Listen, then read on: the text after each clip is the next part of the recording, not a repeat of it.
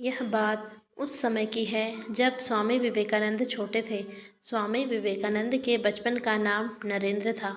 जब इनके पिता का निधन हुआ उसके बाद इनकी परिवार की आर्थिक स्थिति अच्छी नहीं थी। उनकी माँ जैसे तैसे घर चलाने का प्रयास करती थी, लेकिन कई बार खाने की व्यवस्था करना भी कठिन हो जाता था।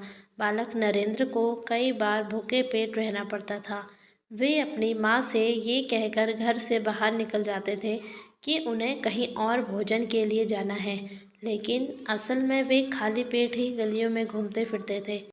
कठिन परिस्थितियों में भी विवेकानंद का मन आध्यात्मिकता की ओर लगा रहता था। एक बार किसी ने परमहंस जी को बताया कि विवेकानंद कई दिनों से भूखे हैं। तब परमहंस जी ने उन्हें माता काली की मूर्ति के समक्ष जाकर भोजन मांगने की सलाह दी। उन्होंने कहा कि नरेंद्र, तुम्हारे ऊपर काली माँ की कृपा है, जाओ और उनसे भोजन मांगो। वे माँ हैं, तुम्हारे भोजन की व्यवस्था जरूर करेंगी। परमहंस जी की बात मानकर जब विवेकानंद काली माता की मूर्ति के समक्ष पहुँचे तो उन्हें भोजन मांगने का विचार आया, लेकिन जैसे ही वे मूर्ति के सामने खड़े हुए उनके भीतर एक गहरी अनुभूति जागृत हुई।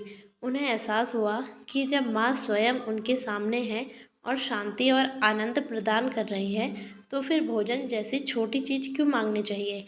विवेकानंद ने सोचा कि जीवन में मांगने योग्य केवल आनंद और ज्ञान है, न कि भौतिक सुख सुविधाएं। वे बिना किसी भौतिक वस्तु की कामना किए पूर्ण आनंद में डूब गए और अपनी भूख तक भूल गए।